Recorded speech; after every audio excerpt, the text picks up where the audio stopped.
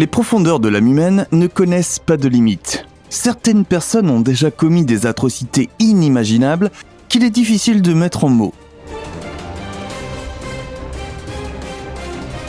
Qu'il s'agisse de tueurs en série assoiffés de sang, d'anges de la mort autoproclamés ou de cannibales nécrophiles, voici quelques criminels maléfiques qui nous donneront des frissons.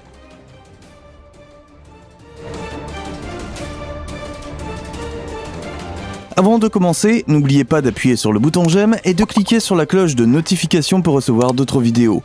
Et restez jusque la fin pour découvrir l'une des personnes les plus terribles qui ait jamais vécu.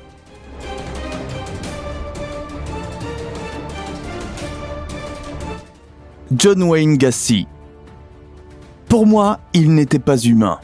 Même cette courte phrase que John Gacy a prononcée au sujet de ses victimes permet de jeter un regard profond sur la vie mentale noire de ce meurtrier qui a commis 33 meurtres.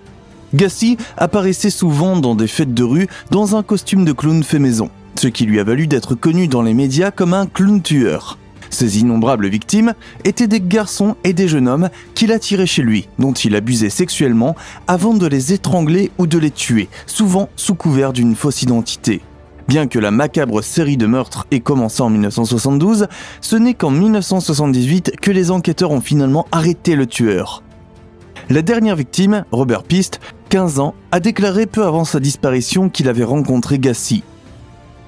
La perquisition qui a suivi et les aveux ultérieurs ont alors révélé les machinations sanguinaires du clown tueur. Il a admis avoir assassiné 33 personnes âgées de 14 à 21 ans. Gacy a enterré 28 corps sous sa maison de Des Plaines et a déclaré avoir jeté les 5 autres dans une rivière. Toutes ces victimes n'ont pas encore été identifiées et les enquêteurs soupçonnent que le nombre de meurtres non signalés est beaucoup plus élevé. Après son arrestation, le tueur n'a montré aucun signe de remords. Sa seule erreur a été d'exploiter un cimetière sans licence. Gacy a été condamné à 21 peines de prison à perpétuité et à 12 peines de mort. Une sentence qui lui vaudra une triste entrée dans le Guinness des records. Gacy a été exécuté par injection létale le 10 mai 1994. Albert DeSalvo.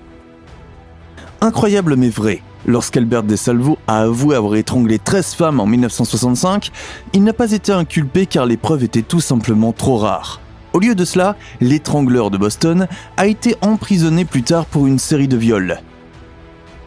Cependant, ce n'est qu'en 2013 que l'homme du Massachusetts a reconnu qu'il n'avait pas menti sur ses aveux de meurtre. Une comparaison d'ADN a confirmé que DeSalvo était bien le Boston Strangler, qui tendait des embuscades à des femmes seules et les étranglait avec des vêtements. À ce moment-là, l'auteur du crime avait disparu depuis longtemps. Il avait été poignardé à mort par un codétenu en 1973. Mark Chopper Reed.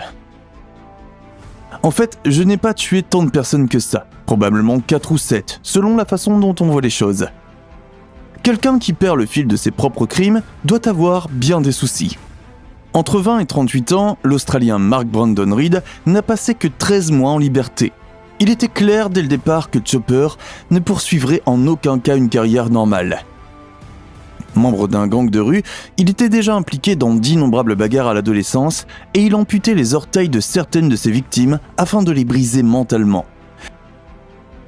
S'ensuivent d'innombrables peines de prison, des électrochocs et une carrière douteuse sous les feux de la rampe. En conséquence, Reed a fait plusieurs apparitions à la télévision, a participé à la tournée I Am Innocent et a écrit quelques romans policiers.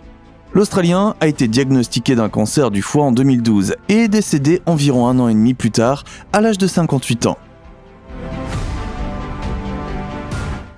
Jeffrey Dahmer. Après son arrestation en juillet 1991, Jeffrey Dahmer a avoué avoir tué 17 personnes. Pour tuer ses victimes, dont la plupart étaient des jeunes hommes de la communauté gay de Milwaukee, il utilisait le même schéma. D'abord, il attirait sa victime sans méfiance dans son appartement, où il mélangeait un narcotique dans ses boissons. Il agressait ensuite sexuellement sa victime inconsciente avant de l'étrangler. Comme si ces actes n'étaient pas assez terrifiants, il abusait ensuite des cadavres et documentait leur démembrement avec son appareil photo. Dans de nombreux cas, il a ramassé des parties de ses victimes, comme leur tête, et a mangé certains de leurs membres. Bien qu'il ait été constaté que le tueur en série souffrait de nombreux troubles mentaux, le grand jury a estimé que sa santé mentale était stable. Dahmer a été condamné à 16 peines de prison à vie et a été tué par un codétenu le 28 novembre 1994. Au cours des 2 derniers mois de sa vie, Jeffrey a fait de son mieux pour expier ses actes et devenir une meilleure personne. Il était tellement dévoué à cette idée qu'il a même commencé à assister régulièrement aux services religieux et a décidé de se faire baptiser dans l'Église du Christ. D'après ceux qui l'ont connu, le revirement de Jeffrey semblait authentique. Et il est fort possible que Jeffrey ait vraiment appris de ses erreurs et tenté de recommencer sa vie pour qu'elle soit prise par un codétenu peu de temps après.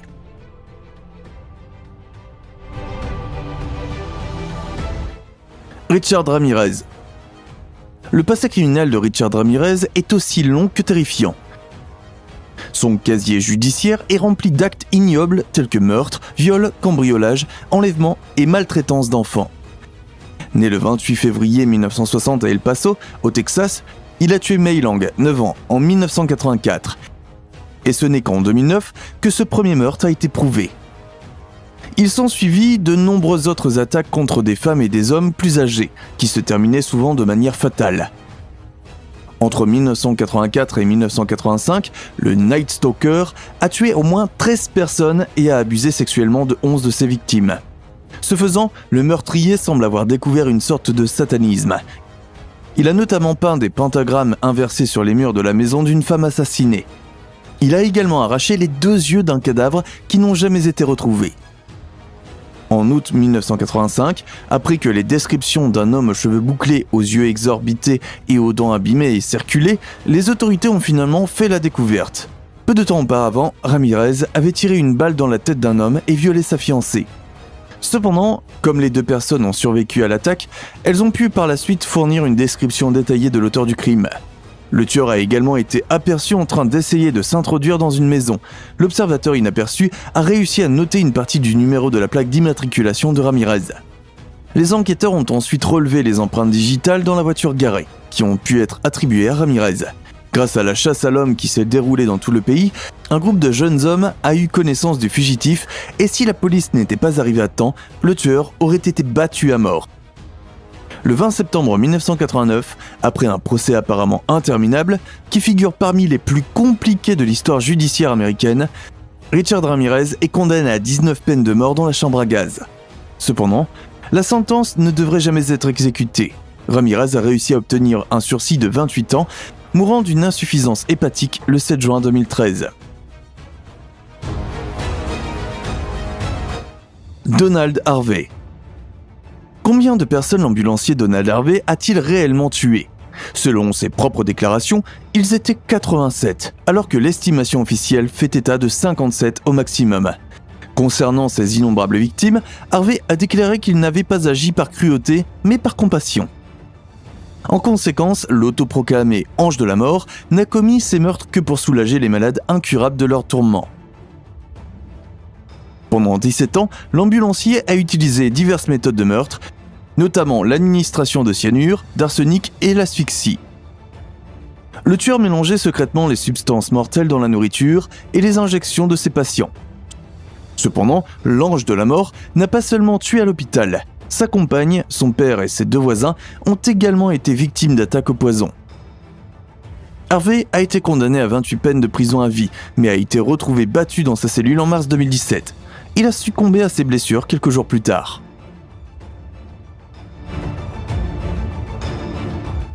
Alexander Pichushkin. Le russe Alexander Pichushkin rêvait de tuer 64 personnes. Un nombre inimaginablement élevé qui correspond au nombre de cases d'un échiquier. En fin de compte, seulement 48 meurtres ont pu être prouvés. Toutefois, selon Alexander, comme il aurait été injuste d'oublier ses autres victimes, il a été souligné qu'il avait tué un total de 61 personnes. Pour commettre ces atrocités, le Russe se rendait dans le parc Bitsa de Moscou, où, la nuit tombée, il attirait ses victimes dans des coins reculés, les faisait boire et les tuait généralement à coups de couteau. Les victimes étaient pour la plupart des personnes vulnérables et sans défense, que le tueur aux échiquiers pensait que personne ne chercherait à retrouver. Le mobile qui s'est dégagé était une combinaison de désir de reconnaissance et de soif de meurtre. En conséquence, pendant ses actions, il se sentait comme un juge divin qui décidait de la vie et de la mort. Pichouchkin a été condamné à la prison à vie en 2007. Lorsqu'on lui a demandé ce qu'il aurait fait s'il avait réussi à tuer 64 personnes, il a répondu « J'aurais alors acheté un nouvel échiquier ». Jayant Patel. Jayant Patel est un chirurgien qui a été accusé de négligence grave après avoir travaillé pour un hôpital en Australie, ce qui pourrait avoir causé la mort d'au moins 13 personnes. En 2010, il a été arrêté sous 3 chefs d'accusation d'homicide involontaire, ainsi que sous un chef d'accusation de lésions corporelles graves. À partir de là, ses procédures judiciaires se sont envenimées, et il a bénéficié de 2 nouveaux procès distincts, avant d'être finalement reconnu coupable de fraude simple. Le mauvais travail de Patel a été remarqué par de nombreux membres de personnel des hôpitaux pour lesquels il avait travaillé. Des infirmières ont déclaré lui avoir caché certains de ses patients, simplement pour qu'il ne soit pas celui qui effectue les procédures. Il était considéré comme négligent, inadéquat et faisait preuve d'une mauvaise hygiène, certains allant jusqu'à le surnommer « Docteur Mort ». On pense qu'il a modifié d'innombrables dossiers médicaux et même falsifié des certificats de décès pour couvrir son mauvais travail. Au total, Patel a été lié à au moins 87 décès, dont 30 patients décédés alors qu'ils étaient sous ses soins immédiats. Après plusieurs confusions, 2 nouveaux procès et de multiples appels, toutes les accusations, à l'exception de la fraude, ont finalement été abandonnées. Patel s'en est sorti sans peine de prison et a seulement dû renoncer à sa licence médicale. Pedro Rodrigues Filho. On pourrait penser que la série de meurtres d'un tueur s'achève avec son arrestation. Ce n'est pas le cas du Brésilien Pedro Rodrigues Filho. Pendant son séjour en prison, il a tué 47 codétenus. Pedro avait déjà commis son premier meurtre à l'âge de 14 ans, lorsqu'il a tué le maire adjoint d'Alfenas. Le motif qu'il a donné était qu'il avait maltraité son père, mais plus tard, celui-ci a également rejoint la liste de ses victimes après avoir assassiné la mère de Pedro avec une machette. Officiellement, le Brésilien a tué 70 personnes, mais selon ses propres déclarations, il en a tué bien plus de 100. Bien que le tueur en série ait été condamné à une peine de 128 ans de prison, il a été libéré par anticipation le 24 avril 2007. En septembre 2011, il a été à nouveau emprisonné, cette fois pour séquestration. Cependant, Pedro est de nouveau libre à l'heure actuelle. Il a été autorisé à sortir à nouveau de prison le 10 décembre 2018 en raison de son bon comportement.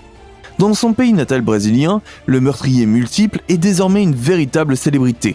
Sur les réseaux sociaux, il fait campagne contre la criminalité des gangs et explique le côté sombre du crime. Brian Draper et Torey Adamczyk. Nous aimerions vous présenter 2 des meurtriers les plus incroyables que le monde ait jamais vus.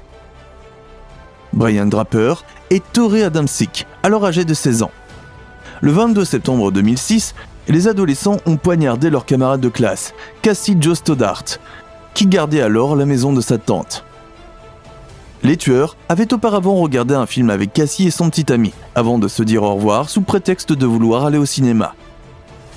Plus tard, lorsque Cassie était à nouveau seule, ils sont entrés dans la maison par le sous-sol, déguisés avec des masques d'horreur, et ont tué la jeune fille d'innombrables coups de couteau. Cette affaire semble d'autant plus triste quand on sait que Cassie a été victime de ce qui est probablement le plus grand idiot que la Terre ait jamais connu. Brian et Torey ont donc pensé que ce serait une bonne idée de documenter leur plan diabolique sur une caméra. Les moments qui ont suivi le crime, au cours desquels les adolescents ont euphoriquement avoué le meurtre, ont également été capturés par la caméra. S'ils n'en tenaient qu'à Brian et Torey, ils auraient tué beaucoup plus de personnes. Mais comme les 2 hommes ont été pris dans des contradictions déconcertantes lors des interrogatoires et qu'ils n'ont même pas réussi à détruire la cassette vidéo, ils purgent une peine de prison à vie depuis le 21 août 2007, sans perspective de libération conditionnelle. Harold Shipman. Harold Shipman était un médecin et tueur en série britannique connu pour avoir ôté la vie à au moins 215 de ses patients. Ces actes ont suscité un débat mondial sur la responsabilité et le pouvoir des professionnels de la santé, et ont soulevé des inquiétudes quant à la précision de certains types de traitements. Les problèmes de Shipman ont commencé en 1975, 5 ans seulement après avoir obtenu son diplôme et sa licence de médecine. On a découvert qu'il avait rédigé de fausses ordonnances pour des analgésiques opiacés et qu'il était devenu dépendant. Il a été contraint de quitter son emploi et de suivre une cure de désintoxication pendant les 2 années suivantes. En 1998, l'une des patientes de Shipman, une femme de 81 ans, est décédée subitement après avoir reçu sa visite. Sa famille trouve cela étrange, car elle était en parfaite santé avant la visite de Shipman. De plus, Shipman a insisté sur le fait qu'aucune autopsie n'était nécessaire et a attribué la mort à des causes naturelles. En 2002, la police a lancé une enquête sur Shipman et a découvert qu'un scénario similaire s'était produit plus de 215 fois, les patients de Shipman décédant de façon inattendue après une visite de sa part. On a rapidement découvert que Shipman avait administré à ses patients des doses mortelles d'analgésiques, mais son mobile n'a jamais été révélé. Il a rapidement été condamné à la prison à vie. Jetez un coup d'œil à une courte interview qui a eu lieu juste avant sa condamnation. Alors les amis, et maintenant c'est votre tour. Que pensez-vous des criminels que nous venons de vous présenter ? Connaissez-vous des cas aussi effrayants qui n'ont pas été présentés dans la vidéo d'aujourd'hui ?